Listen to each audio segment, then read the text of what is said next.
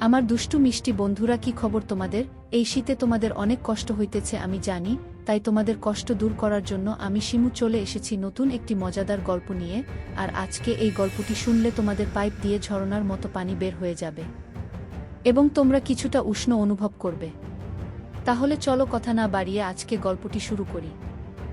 বন্ধুরা, আমি তোমাদের প্রিয় আরভি আপু। আজ আমি তোমাদের জন্য নিয়ে এসেছি নতুন একটি গল্প। আশা করি আজকের গল্পটি অনেক মজাদার হবে, তাই গল্পটি শোনার আগে অবশ্যই হেডফোন ব্যবহার করো। তাহলে চলো আজকের গল্পটি শুরু করি। ভার্সিটি লাইফের শুরু থেকে অনেক বছর ধরে গ্রামে যাওয়া হয়নি। এর মধ্যে পড়াশোনা শেষ করে 2-4টি চাকরি পাল্টেছি। কয়েক মাস আগে বিয়েও করে ফেলেছি।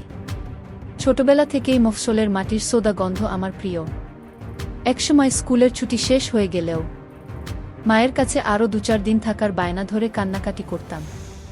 শহুরে ঘিঞ্জি পরিবেশ, দূষিত আবহাওয়ায় একসময় দম বন্ধ হয়ে আসত। বড় হবার সঙ্গে সঙ্গে কেমন করে যেন বাতাসে সিসার গন্ধকে আপন করে নিতে শিখলাম। গ্রামে বাবার বসতভিটা বলে যে কিছু আছে তা ভুলেই যেতে বসেছিলাম। হঠাৎ ছোট চাচার চিঠি পেয়ে অতীতের সব স্মৃতি মনে পড়তে লাগল। আকবর চাচা আমার চেয়ে 2-3 বছরের বড়। অনার্স কমপ্লিট করে সদরে পৈতৃক ব্যবসা দেখভাল করছেন। বড় 4 ভাইয়ের পর ছোট চাচা অবশেষে বিয়ে করতে চলেছেন। পাত্রী পার্শ্ববর্তী গায়ের, অনেকটা প্রেমের বিয়েই বলা চলে। তবে 2 পরিবারের সম্মতিতে বিয়ে হচ্ছে। এমনিতে গায়ে যাবার কোনো ইচ্ছে আমার ছিল না। তবে আমাদের দুজনেরই লম্বা একটা ছুটি রয়েছে সামনে। ছুটিতে এদিক ওদিক যাবার প্ল্যান করছিলাম কিছুদিন ধরে। সাদিয়া যেহেতু আমাদের গ্রামের বাড়িতে কখনো যায়নি, ভাবলাম এই সুযোগে দুজনে ঘুরে আসব ছোটবেলার আবেগের স্থানগুলো থেকে। বাধাছাদা করে বিয়ের 4 দিন আগে এসি বাসে করে রওনা দিলাম। পড়ন্ত বিকেলে বাস থেকে নামতেই মফস্বল শহরের পোড়া তেল ও মাটির গন্ধ নাকে এসে ধাক্কা দিল। রিকশা করে আধ ঘন্টা পর বাড়ির উঠোনে এসে নামলাম। আকবর চাচা নতুন ঘরের বারান্দায় বসে কয়েকটা লোকের সঙ্গে আল্পচারিতায় মগ্ন ছিলেন। রিকশার টুংটাং বেলের শব্দ শুনে আমাদের দেখে হৈ হৈ করে এগিয়ে এলেন। ছোটবড় চাচাত ভাইবোন, চাচা চাচিরা এসে ঘরে ভিড় করতে লাগলেন। এতদিন পর তাদের দেখতে আসার কথা কিভাবে মনে পড়ল, সবার মুখেই এই প্রশ্ন। কিছু না বলে জবাবে আমি শুধু হাসি। সাদিয়া এমনিতে বেশ ব্যক্তিত্বপূর্ণ মেয়ে, কিন্তু গ্রামে এত মানুষের ভিড়ে সে মাথায় বট করে ঘোমটা দিয়ে বসে আছে। হা হু করে চাচিদের প্রশ্নের সংক্ষিপ্ত জবাব দেওয়ার চেষ্টা করছে। ছোট ছোট ছেলেমেয়েরা হা করে সুন্দরী বউয়ের দিকে চেয়ে আছে দেখে আমার খুব হাসি পেল। হাতমুখ ধুয়ে বড়চাচির ঘরে গরম ভাত, ডিম ভাজি ও মুগ ডাল দিয়ে আয়েশ করে খেয়ে বাড়ির বাইরে বেরোলাম। পরিচিত খাবারের স্বাদও গ্রামে এলে কেমন বদলে যায়। মাটির রাস্তায় পাশাপাশি হাঁটতে হাঁটতে বউ বলল, চাচির রান্না খুব ভালো হয়েছে। আমি সায় দিয়ে বললাম, ছোটবেলায় গ্রামে এলে সবসময় বড়চাচির ঘরেই খেতাম। উনি যা রাঁধেন সবই অমিতের মতো লাগে। পূব দিকে বিলের ধারে আমাদের জমিগুলোতে নানা ধরনের সবজির চাষ হয়েছে। বউকে ঘুরিয়ে ঘুরিয়ে সব দেখিয়ে সন্ধ্যার পরপর বাড়ি ফিরলাম। রাতে উঠোনে জ্বালানো আগুনের চারপাশে বসে অনেক দিন পর প্রাণভরে গল্প করলাম সবার সাথে।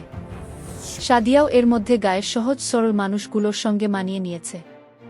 রাতের খাবার খেয়ে 8:30টার দিকে চাচাতো ভাইয়ের দেখিয়ে দেয়া ঘরে এসে ঢুকলাম।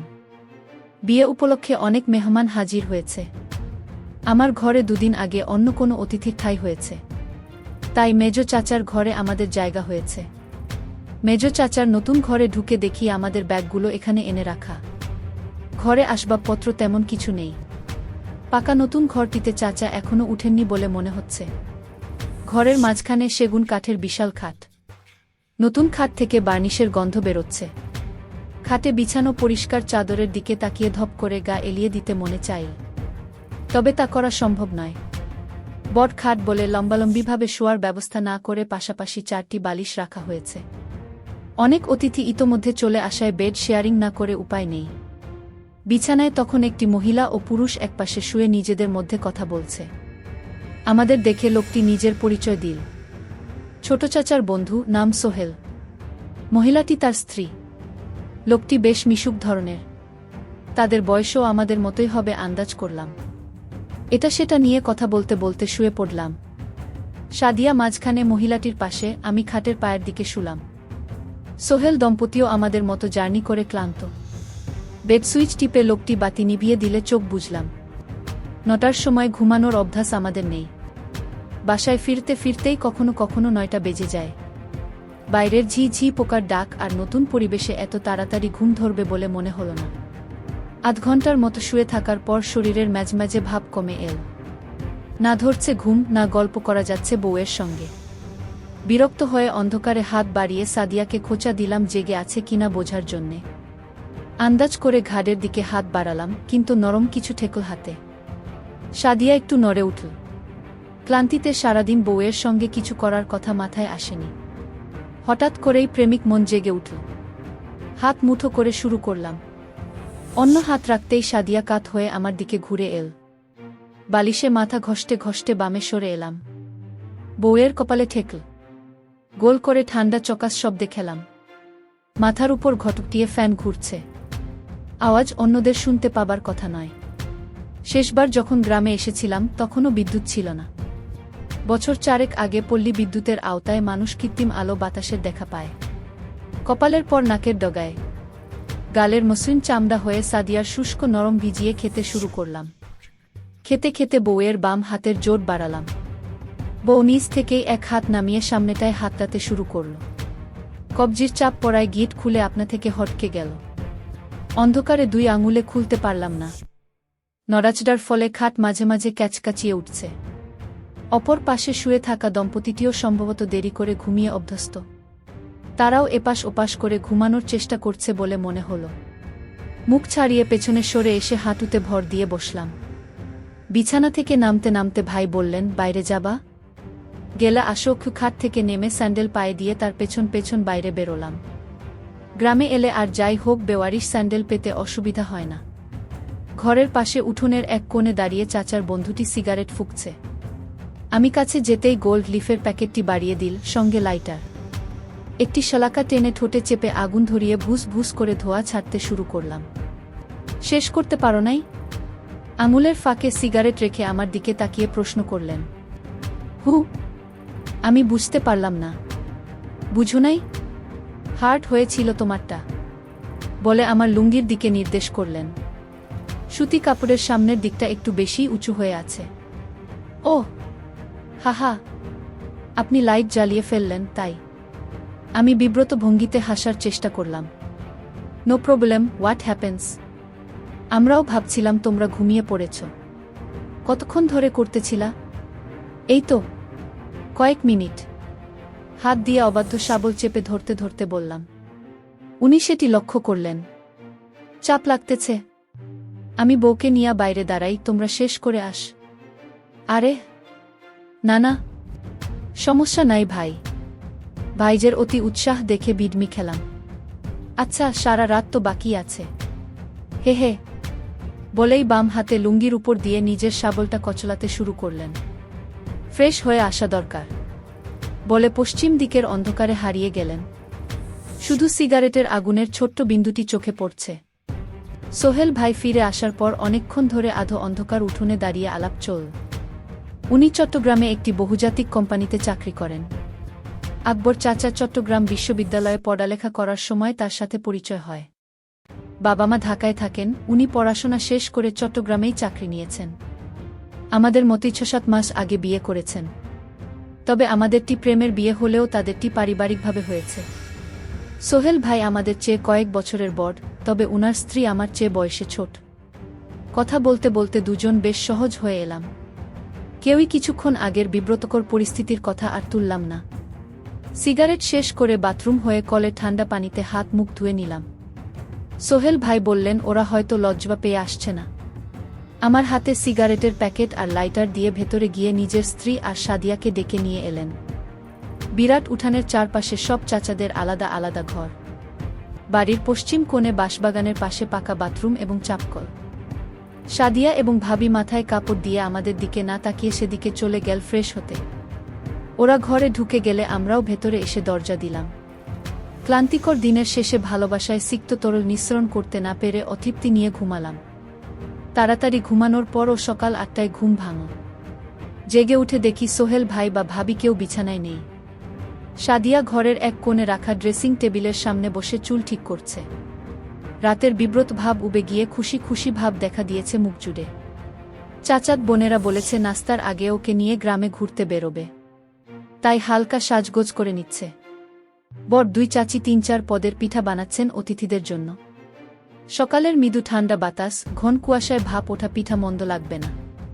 গ্রামে নাস্তা করতে করতে অনেক দেরি হয়ে যায়। বউ, সুবর্ণা ভাবি সহ আরও কয়েকজন শহুরে মেজেবৌকে সঙ্গে নিয়ে চাচাতো বোনেরা বেরিয়ে গেলে শার্ট গায়ে জড়িয়ে হাতমুখ ধুয়ে হাঁটতে হাঁটতে পশ্চিম দিকে এগোতে শুরু করলাম। বাঁশঝাড়, কলার বিশাল বাগান, আকাশচুম্বী শিমুল গাছের পর থেকে শুধুই বিস্তীর্ণ ফসলের মাঠ। নানারকম শাক সবজি ও বিশালায়তন পাটক্ষেতের মধ্য দিয়ে যাতায়াতের জন্য রয়েছে সরু আইল। প্রথমেই একটি কুমড়ো ক্ষেত। এখানে এসে হাঁটা থামিয়ে সামনে পেছনে খুব মনোযোগ দিয়ে লক্ষ্য করলাম, কেউ নেই। মিনিট ৫ পর দ্রুত পায়ে কারো আসার শব্দ পেলাম। হ্যাঁ, লুনাই আসছে। আমাকে দেখে দূর থেকে চকচকে দাঁত ভাসিয়ে হেসে দিল। রবিন ভাই, কেমন আছো? কাছে এসে দাঁড়ানোর পর প্রথম প্রশ্ন। আমি ইতিবাচক জবাব দিয়ে কুশল বিনিময় সমাপ্ত করলাম। ছোটবেলায় লুনাকে শেষবার দেখেছি। কয়েক বছরে গায়ে গতরে অনকে বেড়ে উঠেছে। সাদালো কাট কামিজে বেগুনি পলকা ডট ডিজাইন, ওপর থেকে সরিয়ে গলায় পেঁচিয়ে নীল। আমাদের বাড়ির কয়েক বাড়ি পরের এক চাচার মেয়ে লুনা। ফর্সা হাসি খুশি মেয়েটি মায়ের মতোই উচ্চতায় খাটো। পড়ালেখার কথা জিজ্ঞেস করায় বলল, আগামীবার এইচএসসি দেবে। ১ মাস পর টেস্ট পরীক্ষা। কথা বলতে বলতে লুনা আইল ধরে সামনে এগিয়ে চল, আমি পেছন পেছন। সোহাগ কোথায় তা জিজ্ঞেস করায় বলল সে জানে না। হাঁটতে হাঁটতে কয়েকটি জমি পেরিয়ে একটি পাটক্ষেতের সামনে দিয়ে যাবার সময় হঠাৎ থেমে ১০ ফুটি মোটা মোটা পাটগাছগুলো দুহাতে সরিয়ে ভেতরে এক পা রেখে লুনা পেছন ফিরে বলল, এই দিক দিয়ে আসো রবিন ভাই। চারদিকে আরও একবার তাকিয়ে দুরু দুরু বুকে লুনার পেছন পেছন পাট সরিয়ে ভেতরে ঢুকে পড়লাম। ৪-৫ কদম যেতেই দেখা গেল পাট কেটে সরু পথ তৈরি করা আছে। হাঁটতে হাঁটতে ক্ষেতের মাঝখানে পৌঁছে দেখি বেশ খানিকটা পরিষ্কার জায়গা। আশেপাশের লম্বা পাট খোলা জায়গার উপর ঢলে পড়ায় সরু গলি বা চট বিছানো এই জায়গাটুকু উঁচু কোনো স্থান থেকেও কারো নজরে পড়ার কথা নয়। স্যান্ডেল খুলে লম্বা করে পাতা চটের উপর দাঁড়িয়ে তার উপর ফেলে দিল লুনা। আমার তাড়াহুড়ো দেখে লুনা খিলখিলিয়ে হেসে ফেল। আমি যে খুব একটা পাগল মানুষ তা নয়, কিন্তু গ্রামে এলেই পুরানো বন্ধুবান্ধবদের সঙ্গে দেখা হয়ে যায়। কাল রাতে সোহাগের সঙ্গে দেখা হল কয়েক বছর পর। দেখা হবার পর থেকেই মেয়ে মানুষ নিয়ে রসালো সব গল্প করতে শুরু করল। গ্রামে সবসময় ২-৪টে মেয়ে থাকে যারা একটু সাহসী হয়। ফুটিয়ে ফেলতে পারলে এদের নিয়ে মন ভরে। শহুরে কোনো ব্যাঙ আমি গ্রীষ্মের ছুটি পেলেই গ্রামে চলে আসতাম। সারাদিন বনে বাদাডে ঘোরাঘুরি, কাঁচাপাকা নানান জাতের ফল খাওয়া আর কাছের দূরের চাচাত ভাইবন্ধুদের সঙ্গে ঘুরে বেড়ানোই ছিল কাজ। কাঠফাটা গরমে বাড়ির পূবপাশের নদীতে ছেলেরা সাঁতরে বেড়ায়। আমি পাড়ে বসে মগ দিয়ে পানি ঢেলে গোসল করি। সেবার সাঁতার শিখ বলে জেদ চেপে গেল। জিন্স প্যান্ট আর গেঞ্জি গায়ে পানিতে নেমেই হাবুডুবু খেলাম। বন্ধুরা বল, এরকম ভারী কাপড় চোপড় নিয়ে সাঁতার কাটা যাবে না, এসব খুলে পানিতে নামতে হবে। ছেলেরা সবাই লুঙ্গি গুটিয়ে কাঁচা বেঁধে সাঁতার কাটে। লুঙ্গি পরার অভ্যাস আমার ছিল না। শহরে বড় হওয়ায় ছোটবেলায়ও কারো সামনে উন্মুক্ত হতে পারতাম না। সেদিন দেখা গেল জিন্স না খুলে সাঁতার কাটা সম্ভব হবে না। জেদ চেপে যাওয়ায় গেঞ্জি প্যান্ট খুলে নদীতে ঝাঁপিয়ে পড়লাম। নাকানি চুবানি খেতে খেতে প্রথম দিনই পানিতে ভেসে থাকার কৌশল অনেকটা আয়ত্ত করে ফেললাম।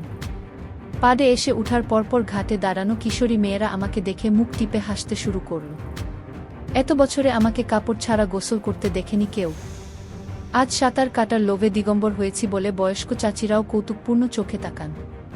কাপড় পরে বাড়িতে ফিরে আসার পর দুপুরে ভাত খেতে খেতে মেয়েদের হাসাহাসির কারণ বুঝতে পেরে নিজেকে আস্ত গাধা বলে মনে হল। ২-১ বছর আগেও আমার বয়সী ছেলেপেলেরা গায়ে পানিতে ঝাঁপাত। আগমনের পর সবাই কাঁচা বাঁধা শুরু করেছে।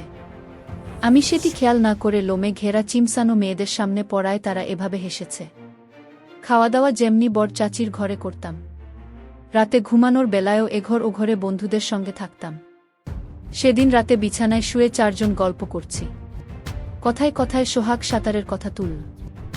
বলল, কালও আমার উন্মুক্ত হয়ে পানিতে নামা উচিত। এ কথা বলার কারণ হলো আবারও মেয়েদের সামনে আমাকে হাসির পাত্র হতে দেখা। আমি প্রতিবাদ করে বললাম, বাচ্চা থেকে বুড়ি সবাই যেভাবে আমার দিকে তাকাল, তাতে আর কখনোই প্যান্ট ছাড়া তাদের সামনে পড়তে চাই না। খোকন নামের ছেলেটি বিছানার অন্য পাশ থেকে বলল, আমার দেখে মেয়েরা হেসেছে। খোকনের কথার পিঠে সোহাগ জিজ্ঞেস করল আমারটা খু দাঁড়ায় উকি না। ইতস্তত করে বললাম, মেয়েদের নিয়ে চিন্তা ভাবনা করলে লম্বা আর শক্ত হয়। খোকন জানতে চাইল আমি কাজ শুরু করেছি কিনা। প্রথমে ওসব ব্যাপারে কথা বলতে চাইছিলাম না, কিন্তু ওদের জোড়াজোড়িতে মাঝে মাঝে হাতের কাজ করার কথা বললাম। হাতের কাজ শেষ হলে যে অস্বাভাবিক আনন্দ দেহ ঠান্ডা করে দেয় এ ব্যাপারেও বললাম। খোকন জিজ্ঞেস করল, পক্ষী কো দাঁড়ালে এটি দিয়ে কিভাবে মেয়েদের সঙ্গে দুপুর ধাপুর কি করতে হয় তা জানা আছে কিনা। আঞ্চলিক নামের ব্যাপারে পূর্বে কোনো ধারণা ছিল না, তবে ইচটে পাকা বন্ধুর বাসায় ভিসিআরে ভিডিও দেখে ভালো ধারণা অর্জন করেছিলাম। বন্ধুটি বাবার মুভি কালেকশনের মাঝে কতগুলো ওই টেপ পেয়ে যায় এবং ঘনিষ্ঠ ২-৩ জনকে দেখার সুযোগ দেয়।